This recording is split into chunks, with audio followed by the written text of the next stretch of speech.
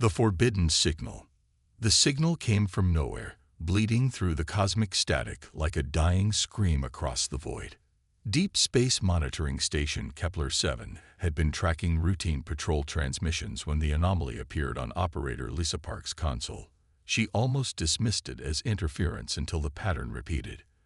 There was intelligence behind the chaos, a desperate rhythm that made her heart race. Captain Elena Vasquez arrived within the hour, her weathered face grim under the station's harsh lighting. At 45, she had seen enough deep space mysteries to know when something demanded immediate attention. The signal pulsed on the main display, alien symbols cascading across multiple frequencies. "How long has this been transmitting?" Vasquez asked, studying the incomprehensible data streams. 18 hours continuous, Park replied, her voice tight with exhaustion. "It's not like anything in our databases. The encryption is beyond our current capabilities, but there's something else. The transmission is degrading, like the source is failing." Dr. Marcus Chen entered the command center, his tablet already displaying preliminary analysis results. The xenolinguist's reputation preceded him throughout Earth's scientific community. If anyone could decode an alien language, it was Chen. "I've run initial pattern recognition," Chen announced, pushing his glasses up his nose. "This isn't random. There's grammatical structure, emotional modulation, and what appears to be mathematical constants. Someone is trying very hard to communicate something important." Vasquez studied the scrolling symbols. "Can you translate it?" "Give me 72 hours with the quantum computers at Luna Base. If this is a living language, I can crack it." The wait felt eternal. Vasquez found herself returning to the communication array repeatedly, watching the alien signal grow weaker with each passing hour. Whatever was sending this message was running out of time, and humanity was racing to understand why. When Chen's breakthrough came, it arrived with devastating clarity. The translation appeared on Vasquez's personal terminal at 3:47 hours, and she immediately understood why the xenolinguist had requested a private channel. The message was a final testament from a species calling themselves the Valfon. Their homeworld was dying, not from natural disaster or disease, but from systematic extermination. The hegemony, a coalition of 12 advanced species, had declared the Valfon genetically inferior and sentenced their entire civilization to cleansing. The transmission contained detailed records of the genocide. Cities turned to glass by orbital bombardment, families separated and processed through elimination centers, children taken for biological study and never returned. The Valfon had committed no crime except existing in space the hegemony wanted to claim. But the most chilling revelation came in the final segments of the message. This wasn't an isolated incident. The hegemony had performed similar corrections on 43 other species over the past 2 centuries. Entire civilizations erased from existence, their histories deleted from galactic records. The Valfon's final plea was simple: let someone remember that we existed. Let someone know that we tried to be worthy of life. Vasquez stared at the translation until her eyes burned. The signal had taken 11 months to reach Earth, traveling across impossible distances to find the one species the hegemony hadn't yet catalogued. Humanity was still too primitive to register on their surveys, too young to be considered a threat. The irony was bitter. Earth's relative isolation had kept them safe from galactic politics, but it also meant they were powerless to help. By the time the message arrived, the Valfon were already extinct. Admiral Sarah Brooks received Vasquez's report within 6 hours. The Admiral's response was immediate and decisive. "Bring Dr. Chen and all transmission data to Earth Command. Full security protocols. This information goes no further until we decide how to act." The flight to Earth gave Vasquez time to think, and thinking led to anger. She had spent 20 years defending humanity's borders against theoretical threats, never imagining that the real monsters might be wearing the badge of galactic law and order. At Earth Command, the situation escalated rapidly. The hegemony's existence wasn't news to military intelligence. They had been monitoring long-range communications for decades, aware that advanced civilizations existed beyond human space. What was new was the scope of their crimes and the systematic nature of their genocide. Admiral Brooks assembled a closed session with the Global Defense Council. 12 representatives from Earth's major powers gathered in a secured chamber beneath the Swiss Alps. The Valfon transmission played in its entirety, translated into every major human language. The silence that followed was deafening. "How many?" asked Chancellor Martinez from the European Federation. 43 confirmed species extinctions, Brooks replied. "Possibly more that we haven't identified yet." Premier Chen from the Asian Alliance leaned forward. "And they haven't discovered us." "Not yet. Our technological signature is still too primitive to register on their long-range sensors. We exist in what they consider empty space." President Johnson from the North American Union asked the question everyone was thinking. "What can we do? We're barely capable of interplanetary travel.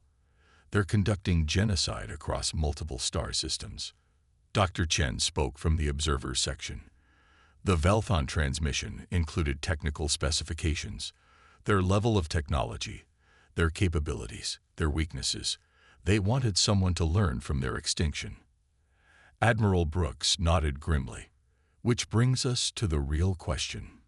Do we maintain our isolation and hope the hegemony never finds us, or do we act on this information?" The debate continued for 18 hours. Some argued for caution, suggesting that humanity should focus on advancing their own capabilities before confronting a galactic superpower. Others demanded immediate action, insisting that silence made them complicit in ongoing genocide. Captain Vasquez was called to testify about the signal's authenticity and the emotional content of the Valfon's final message. When she finished describing the children's pleas recorded in the transmission, the chamber fell silent again. Commander Zahra al-Rashid from Special Operations broke the silence. "There's something else to consider. The hegemony isn't just committing genocide for resources or territory. They're doing it because they believe certain species don't deserve to exist. What happens when they decide humanity falls into that category?" The vote was closer than anyone expected, 7-5 in favor of intervention. Humanity would violate the non-interference pact that had kept them safe for generations. They would announce their presence to the galaxy by challenging its most powerful authority. Admiral Brooks was given emergency powers to coordinate the response. Within 72 hours, Earth's entire deep space fleet was recalled and refitted. The mission parameters were unprecedented. Travel to Valfon space, document any survivors, and send a message to the hegemony that their actions had been witnessed. The fleet consisted of 8 ships, representing the pinnacle of human engineering. The flagship, UES Defiance, carried Captain Vasquez and a crew of specialists selected for their unique skills. Dr. Chen would attempt first contact with any surviving Valfon. Commander al-Rashid would lead reconnaissance operations. Each crew member understood they might not return from this mission. As the fleet prepared for departure, intercepted hegemony communications revealed disturbing intelligence. The systematic cleansing of Valfon space was nearly complete, but scattered survivors were still being hunted. Time was running out for any rescue attempt. The night before launch, Vasquez stood in the observation deck of the Defiance, looking out at Earth's blue marble suspended in the darkness. Tomorrow, humanity would step onto the galactic stage, not as explorers or diplomats, but as avengers for a species they had never met. The Valfon's final transmission had become a call to action. Their desperate plea for remembrance had awakened something in humanity that would reshape the galaxy forever. The price of compassion. The journey to Valfon space took 3 weeks through hyperspace corridors that had never carried human ships. Captain Vasquez spent most of the transit studying the intelligence gathered from the alien transmission. The Valfon had been remarkably similar to humans in many ways. Vital, curious, with a strong sense of family and community. Their technology focused on harmony with their environment, rather than domination over it. The fleet dropped out of hyperspace at the edge of the Valfon system, and the sight that greeted them was devastating. The primary star burned with unnatural intensity, its output artificially boosted by hegemony's stellar manipulators. 3 planets showed the distinctive glass scarring of orbital bombardment. Space debris told the story of a one-sided battle fought months ago. Scanning for life signs, reported Lieutenant Torres from the sensor station. Her voice carried forced professionalism over obvious distress. I'm detecting faint biological signatures on the 4th planet. It's mostly desert now, but there are underground thermal sources that might support survivors. Dr. Chen worked frantically to modify their communication systems for Valfon frequencies. If survivors existed, establishing contact would be crucial before the hegemony detected their presence. The breakthrough came from an unexpected source. A weak transmission in basic mathematical progressions, broadcast from deep caves beneath the planet's surface. Someone was still alive, still hoping for rescue. Commander Al-Rashid's reconnaissance team made the first contact. They found a network of natural caverns where 200 Valfon had survived the genocide. The aliens were smaller than humans, with elongated limbs and large eyes adapted for their homeworld's dim light. But their expressions of hope and fear needed no translation. Dr. Chen's communication protocols worked better than expected. The Valfon survivors had maintained their language databases, and their lead scientist, who identified herself as Scholar Nethys, could communicate in broken but understandable concepts. "You came," Nethys said through the translation matrix, her 4-fingered hands trembling. The message. Someone heard our message. Captain Vasquez knelt to match the alien's height. "We heard. We came to help." Help. Nethys's confusion was evident even across species barriers. But the hegemony law. Non-interference. You risk yourselves for strangers. "Because you're not strangers," Vasquez replied. "You're people who need help." The evacuation began immediately, but the hegemony had left monitoring stations throughout the system. Within 6 hours of the human fleet's arrival, War Marshal Krathen's enforcement squadron dropped out of hyperspace. Krathen was a member of the Thurian species, one of the hegemony's founding races. His ship, the Inexorable Judgment, was a kilometer-long dreadnought designed to break entire worlds. He opened communications with a mixture of amusement and annoyance. "Unknown vessels, you are interfering with authorized hegemony operations. Withdraw immediately or face consequences." Captain Vasquez responded from the bridge of the Defiance. "War Marshal Krathen, I am Captain Elena Vasquez of the United Earth Fleet. We are conducting humanitarian evacuation of survivors. We will not withdraw." The silence stretched for long seconds before Krathen's laughter echoed across the communication channel. "Earth, the primitive world in the outer spiral. You cannot be serious. Deadly serious. These people have committed no crime except existing. We're taking them to safety. You are violating fundamental hegemony law. These creatures were scheduled for correction due to genetic inferiority. Your interference constitutes an act of war against the established galactic order." Vasquez felt the weight of history pressing down on her shoulders. The next words she spoke would determine humanity's future relationship with the galaxy. "Then consider us at war." The battle that followed became legendary in both human and galactic military history. Krathen's squadron held every advantage.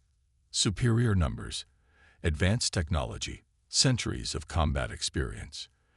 The human fleet was outnumbered 3-1 and outgunned by factors that made victory mathematically impossible. But mathematics couldn't account for human ingenuity and desperation. Commander Al-Rashid's Special Operations Team had spent the evacuation time planting gravitational resonance charges on asteroids throughout the system. When the hegemony ships moved to attack positions, the charges detonated simultaneously, creating artificial gravity wells that disrupted their formation. The human ships used this chaos to close distance rapidly. Instead of engaging in traditional long-range combat, they initiated boarding actions against ships 10 times their size. Hegemony forces had never encountered enemies willing to ram airlocks and fight corridor by corridor. Dr. Chen's analysis of Valfon technology proved crucial. The extinct species had developed defensive systems specifically designed to counter hegemony weapons.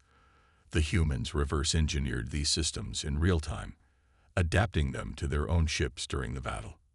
But the turning point came from an unexpected source.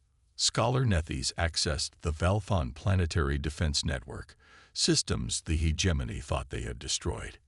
Ancient orbital platforms, hidden in asteroid fields and thought dead, came online and joined the battle. The inexorable judgment found itself caught between human desperation and Valfon vengeance. War Marshal Krathen's final transmission was a mixture of rage and disbelief. "This is impossible.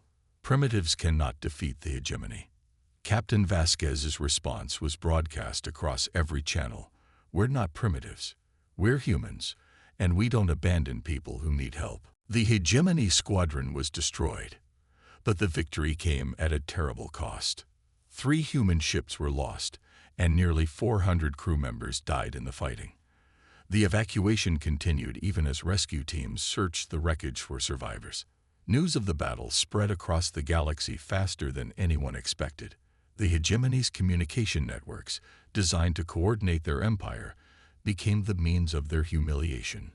A species they had never heard of had challenged their authority and won. The galactic community's response was immediate and divided. Some species, secretly horrified by the hegemony's genocide campaigns, began questioning the established order. Others, dependent on hegemony protection, demanded that humanity be punished for their interference. Council Speaker Yithrak, representing the Galactic Mediation Authority, arrived at the battle site with a diplomatic fleet. The ancient being had overseen peace negotiations for 3 centuries, but had never encountered a situation quite like this.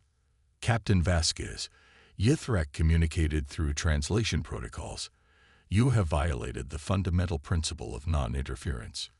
Your actions have destabilized the galactic order." "Your galactic order was built on genocide," Vasquez replied. "We've seen the records. 43 species exterminated by hegemony correction campaigns. How many more were you planning to ignore?" The hegemony's actions were within established law. Genetic correction prevents greater conflicts and promotes galactic stability. Scholar Nethys, standing beside the human captain, spoke for the first time. "Stability built on murder is not peace. It is cowardice disguised as law." The diplomatic negotiations continued for weeks, but the galaxy had already changed. Humanity's defiance had broken an unspoken rule that the strong could eliminate the weak without consequence. Other species began organizing, sharing information about hegemony crimes, forming alliances based on mutual protection rather than submission. The Valfon survivors were granted sanctuary on New Geneva, a human colony world with environmental conditions similar to their original homeworld. They brought with them not just their lives, but their knowledge, their culture, and their determination to ensure that their extinct people were remembered. Dr. Chen established the Valfon Memorial Archive, documenting everything the survivors could remember about their lost civilization. The archive became a symbol of resistance against those who would erase entire peoples from history. Captain Vasquez received promotion to Admiral and command of Earth's new humanitarian fleet. Their mission: monitor the galaxy for species facing extinction and provide assistance regardless of political consequences. The hegemony never recovered from the psychological impact of their defeat. Their claims of genetic superiority crumbled when primitives from a backwater world had outfought their elite forces. Internal rebellions broke out across their territory as subject species demanded independence. But perhaps the most significant change was in humanity itself. The rescue of the Valfon had awakened something that would define human civilization's future: the belief that no one should face extinction alone, that intelligence and compassion were more valuable than pure technological advancement. In the years that followed, human ships became a common sight in disputed regions of the galaxy. They came not as conquerors or colonizers, but as protectors of those who had no one else to defend them. The species that had once hidden in isolation became the galaxy's conscience. Scholar Nethys, now serving as humanity's first alien ambassador, often reflected on the transmission that had started everything. The Valfon's final plea for remembrance had become something far greater, a call to action that transformed an entire galaxy. The echo of defiance, once born from desperation, had become a symphony of hope that would resonate across the stars for generations to come.